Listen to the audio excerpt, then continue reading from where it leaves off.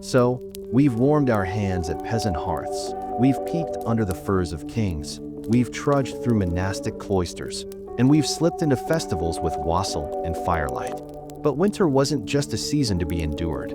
Sometimes, it decided the fate of entire kingdoms. Because in the medieval world, cold could be as powerful as any army. One of the most notorious examples came in the early 14th century, during what historians call the Great Famine of 1315 to 1317.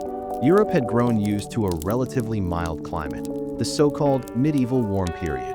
Crops flourished, populations expanded, everyone got a little too comfortable. And then, the weather turned. Endless rains, colder summers, shorter growing seasons. Grain rotted in the fields. Hay for livestock ran short. Bread prices tripled. Peasants starved first, of course, but it rippled upward. Lords who couldn't feed their tenants saw rebellions. Kings struggled to manage empty granaries.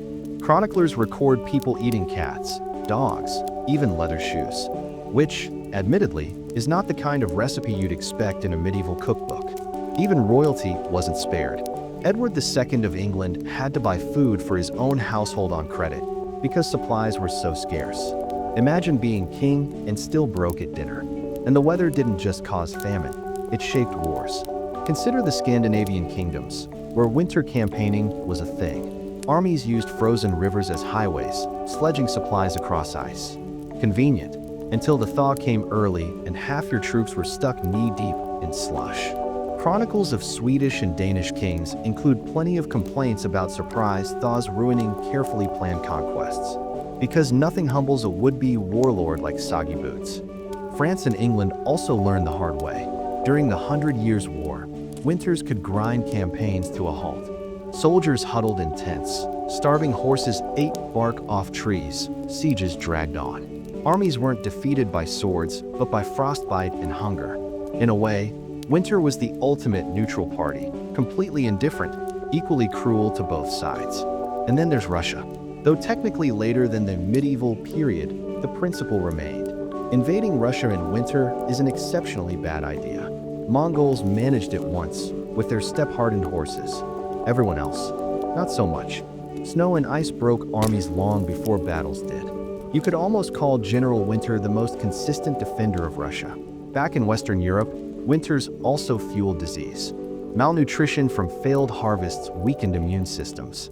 Cold, damp homes spread respiratory illness.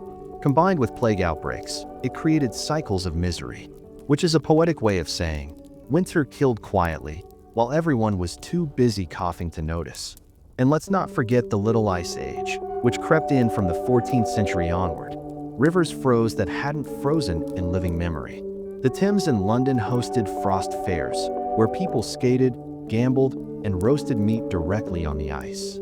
Picturesque, yes, but behind the novelty was real hardship. Frozen ports, crop failures, longer famines.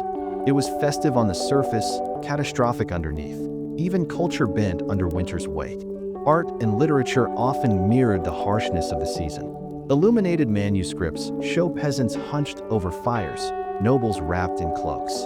Folk tales warned of spirits lurking in the snow, punishing the lazy or the unprepared. Winter wasn't just a backdrop, it was a teacher. Relentless, uncompromising, and a little smug about it. Yet, in all this, people endured. Peasants rebuilt after famine. Kings rebalanced after failed campaigns. Monks kept copying their manuscripts with trembling hands. Festivals roared back every year, no matter how bleak the harvest had been. Winter might have dictated survival, but it never fully crushed the human need for warmth, whether from fire, from food, or from each other. So, would you survive a medieval winter? Probably not. Your thermostat is too loyal, your blanket too fluffy, and your tolerance for gritty bread far too low. But for them, it was just life. Cold mornings, smoky nights, endless prayers for spring. And somehow, through centuries of shivering, coughing, and huddling together, they made it.